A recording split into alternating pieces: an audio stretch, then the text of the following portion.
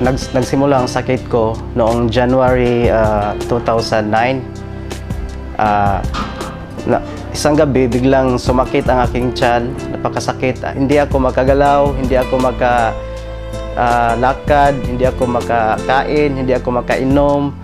So hirap talaga ako, napakasakit, parang kinurot yung bituka ko. So kinabukasan, nag-decide ako na magpa-check up agad sa doktor.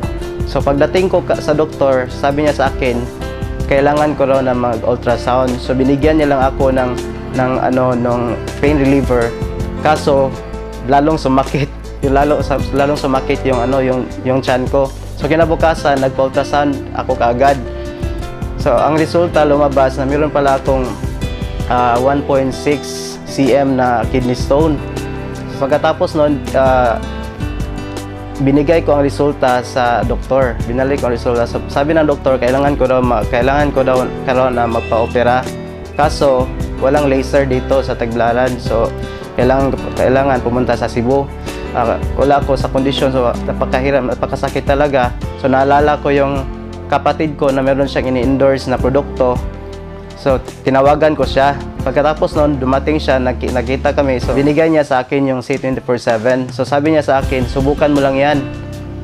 Dahil makakatulong yan sa'yo. So sabi niya sa akin, inumin ko raw 6 capsules per day. Ininom ko lang yun. Kinabukasan, naramdaman ko na medyo guminhawa yung pakiramdam ko.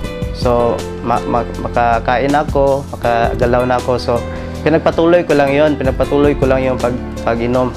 Hanggang sa dumating ang 5 araw, so after 5 days, napansin ko na wala na talaga akong nararamdaman. So nag-decide ako na magpa-ultrasound ulit. So pagkalabas ng resulta, nagulat na ako, na-shock na ako na nawala na pala yung kidney stone. So sabi sa akin ng doktor, anong ginawa mo? Sinabi ko sa niya na C24/7 lang to.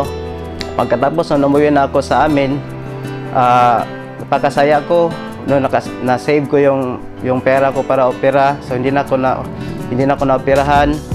Tapos bumuti yung kondisyon ko. Napakalakas ko, bumalik yung lakas ko, napakasigla ko.